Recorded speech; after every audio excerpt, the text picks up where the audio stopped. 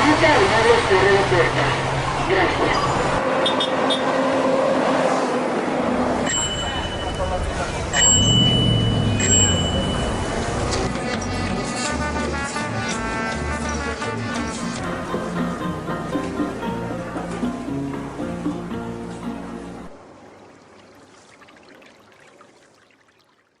Este viernes 18 de diciembre, los gobiernos de la Ciudad y del Estado de México anunciaron que ambas entidades cambiarían el color de su semáforo epidemiológico al rojo, una situación que parecía inevitable y que conlleva consigo el cierre de varios comercios considerados no esenciales, entre ellos las salas de cine. Esta noticia se suma a la larga lista de malos momentos por los que ha pasado el cine este año, y aunque he comenzado el video hablando de México, este país por supuesto no ha sido el único afectado. En realidad lo acontecido este año ha repercutido al séptimo arte de forma muy general. Los primeros meses de pandemia fueron los más duros para los estudios, quienes tuvieron que atrasar rodajes y estrenos de películas. Más de 50 cintas cambiaron de fecha, y eso solo hablando de los estudios hollywoodenses. Esto por supuesto afectó a las salas y surgió el siguiente dilema. Sin estrenos, la gente no va al cine. Pero si la gente no va al cine, no hay estrenos. Entonces un estudio decidió tomar la batuta y arriesgarse para estrenar una película cuando la situación aún no se veía cerca de mejorar. Warner decidió estrenar Tenet, de Christopher Nolan, entre agosto y septiembre dependiendo del país, más o menos un mes y medio después de la fecha de estreno que se había dado inicialmente, la cual era el 17 de julio. La apuesta, si bien no parecía del todo segura, sí se le tenía un tanto de fe. Se trataba de un blockbuster dirigido por uno de los cineastas más queridos en la actualidad, tanto por el público como por la crítica. Además, para estas fechas, la gente parecía ya no estar tan alarmada como en un principio, pues la situación respecto al coronavirus más o menos se estaba controlando en algunos países. Pero Tenet no logró atraer gente a las salas, principalmente por el miedo al virus y porque la mayoría de los cines seguían cerrados en varios países.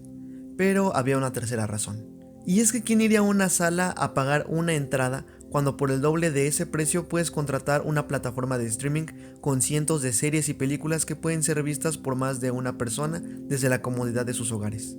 Si esta situación hubiera acontecido hace unos 10 años, tal vez las personas habrían regresado más rápidamente a las salas, pero vivimos en una época en la que todo tipo de entretenimiento se encuentra al alcance de un clic.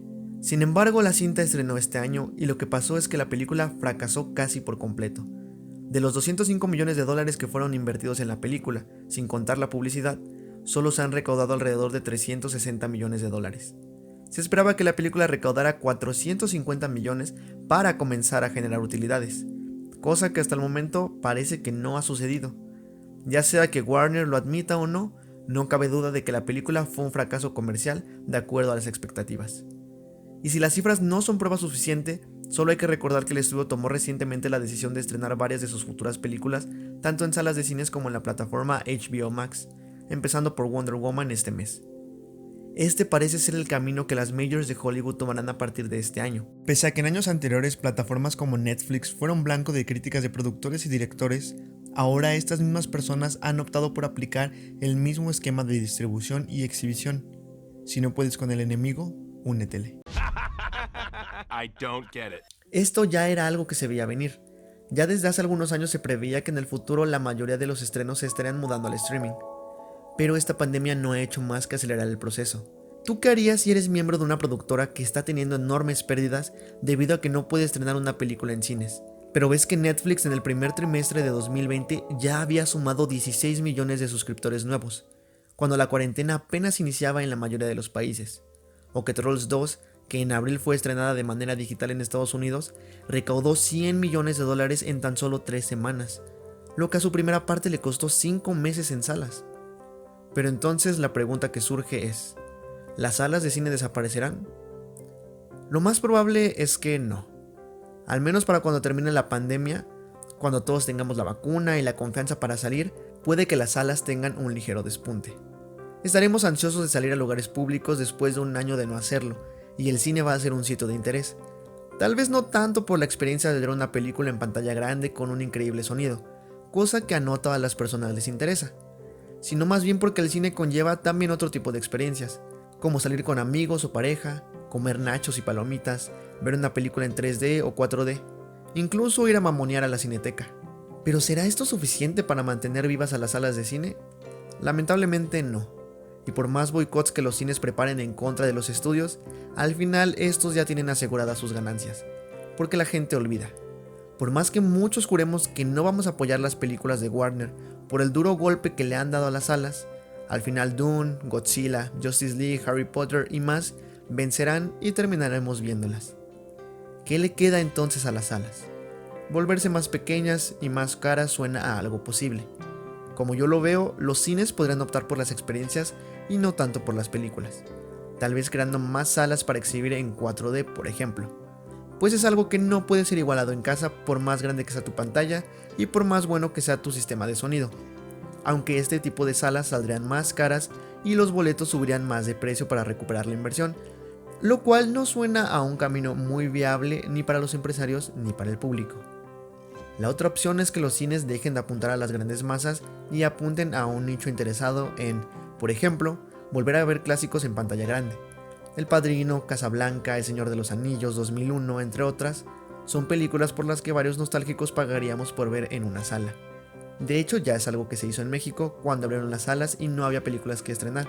Se proyectaron clásicos del cine. También es algo que llevan haciendo los autocinemas desde hace algún tiempo, proyectando no solamente los estrenos.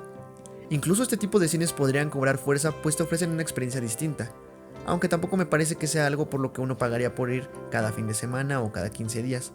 Así que tal vez no llegarían a tener la fuerza que ahora o hace algunos años tenían las salas de cine. Es difícil decir cómo lo harán, pero estoy seguro de que las salas sobrevivirán. Sí, tal vez con menos gente, más pequeñas, y probablemente proyectando otro tipo de cine distinto a los blockbusters de los que estamos acostumbrados. Lo cual es paradójico, considerando que cines alternativos que proyectaban contenido distinto han tenido que cerrar debido a estas circunstancias. Al menos aún quedan directores que luchan por el cine tradicional, como Christopher Nolan o Denis Villeneuve, que se han quejado de la estrategia de Warner, pues no quieren dar el salto a una streaming. Pero entonces hay que preguntarnos, ¿qué tipo de cine es el que viene en los próximos años? Al menos de parte de los grandes estudios como Disney o Warner, se nos viene prácticamente lo mismo que tuvimos la década pasada, más cine de superhéroes. Disney acaba de anunciar en su Investor Day varias series que serán parte del universo cinematográfico de Marvel. Esto nos habla de lo seguros que están los ejecutivos de Disney de que consumiremos todo lo que se nos traiga. Y no digo esto porque insinúe que las series serán malas, pero ni siquiera han estrenado WandaVision y ya tienen confirmadas otras 10 series. Ni siquiera les hizo falta ver la recepción que tendremos de la primera de estas series para apostar por más, porque de antemano saben que las veremos todas y cada una de ellas. De todos modos, esta es una estrategia que no sorprende por parte de Marvel. Anunciar proyectos a plazos de 5 años es lo que vienen haciendo desde hace un tiempo, y, nos guste o no, les ha funcionado. Más bien lamento que este modelo de negocios lo hayan pasado a otras divisiones de Disney. Y ya ni siquiera hablo de Star Wars, saga de la que también anunciaron ya 10 series. Que por cierto, todos estuvimos muy felices con estos anuncios, pero hay que recordar que Disney en los últimos años nos trajo 5 películas y 3 series de Star Wars, de las cuales solo The Mandalorian y Rogue One fueron bien recibidas. Claro que si siguen con la calidad técnica y en historia de The Mandalorian, bienvenidas sean todas esas series. Lo que me pone triste es que otras divisiones de Disney y Pixar también van a continuar con este mismo modelo, trayendo series de personajes que ya hemos visto y remakes live actions o secuelas. De nuevo, por alguna extraña razón, estamos muy contentos con estas noticias, con volver a ver cosas que yo creo que nadie pidió. Y hasta se nos olvida todo el odio que le dimos a Mulan hace un par de meses. Yo pongo mis esperanzas en Netflix. Mientras estudios como Warner y Disney irán a la segura produciendo series y películas sobre personajes y sagas que ya hemos visto 1 millón de veces, Netflix se verá obligada a producir contenidos originales, ya que no podrán renovar los derechos de películas de otros estudios, pues estas irán directamente a las plataformas de dichos estudios. Algo que hay que resaltar en este punto es que el medio audiovisual cada vez apuesta más por las series. La producción de una serie casi siempre conlleva un presupuesto menor al de una película y mantiene al público enganchado y hablando del producto por más tiempo. Con el dinero que está invirtiendo Disney en las producciones de sus series, podemos esperar que las productoras a corto plazo estén apostando más por este formato que por el de las películas, aunque creo que a día de hoy ya es lo que están haciendo. Además de que el público actualmente también parece verse más interesado en mirar series que largometrajes. Incluso la producción de películas podría abaratarse un poco.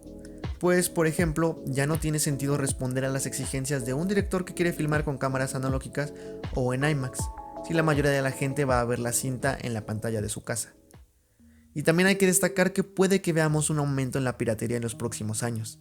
Lo que era atractivo de Netflix en un principio era que podíamos encontrar muchas películas y series diversas por menos de $10 mensuales. Ahora con tantas plataformas será difícil que una persona acceda a todo el contenido, por lo que las páginas piratas se volverán una opción para más personas que no solían acudir a ellas. Y todavía son más opción si consideramos que los estrenos también podrán encontrarse en buena calidad en este tipo de páginas, pues al llegar a plataformas de streaming, las páginas obtendrán las películas desde ahí y no desde la grabación de una sala con un montón de gente pasando frente a la pantalla. Como sea, parece que los grandes productores y los directores consagrados aún encontrarán lugares para proyectar sus ideas. El problema más grande viene con las producciones independientes y las ajenas a Hollywood. Y es que si de por sí para este tipo de películas ya era difícil encontrar lugares de exhibición y llegar al público, ahora lo será aún más. Netflix ya ha rescatado antes proyectos que no encontraban financiación, pero muchos de ellos contaban con grandes cineastas detrás. Pero en este momento estoy hablando de aquellas voces que siguen luchando por ser escuchadas. Para el cine mexicano se vienen momentos difíciles. Este año, como era de esperarse, no le fue nada bien a la industria nacional. Los ingresos en taquilla fueron 80% menos que los registrados el año pasado. Además, solo se estrenaron 40 películas mexicanas este año, mientras que en 2019 llegaron a salas 106. Y es que el grave problema en el cine mexicano actual radica en la distribución y en la exhibición. En producción superamos las 200 películas. En exhibición es cuando perdemos y solo la mitad de las películas producidas llegan a salas. Si ya antes las exhibidoras no estaban interesadas en proyectar cine nacional, esto se agravará con las salas de cine recibiendo pocos ingresos debido a la poca asistencia. Y no es como que Disney vaya a exhibir mano de obra en su plataforma. Sumémosle a esto el problema de los fideicomisos extintos. El 50% de las producciones mexicanas contaban con apoyos gubernamentales, los cuales ahora están cambiando de modalidad y nadie está realmente seguro de cómo se van a manejar. Tendremos que esperar a enero, cuando se anuncien las convocatorias de Eficine y Efiartes, para ver cómo será el proceso de selección de los proyectos que serán apoyados. Proceso que promete ser más transparente y enfocado en la calidad artística. Pero hasta que el dinero no esté repartido y las películas no estén en producción, seguiremos en la incertidumbre de qué pasará con la industria cinematográfica en México. En cuanto a distribución, lo mejor que podemos esperar es el crecimiento de plataformas de streaming que exhiban contenido alternativo, o el surgimiento de nuevas.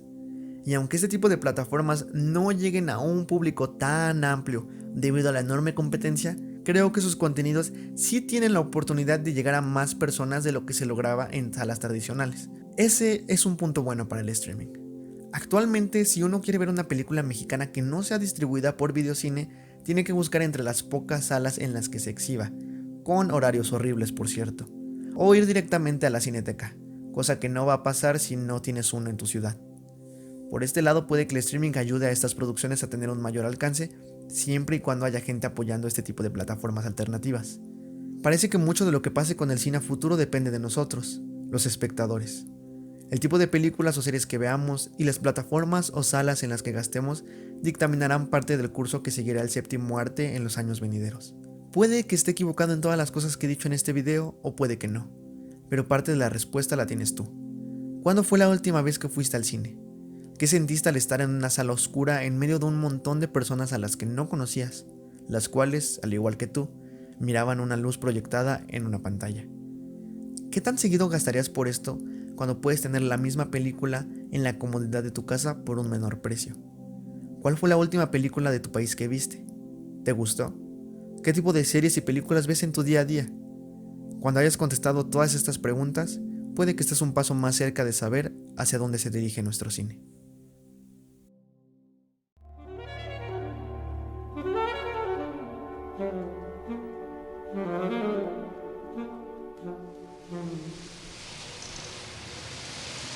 What kind of movie is this? Nothing happens.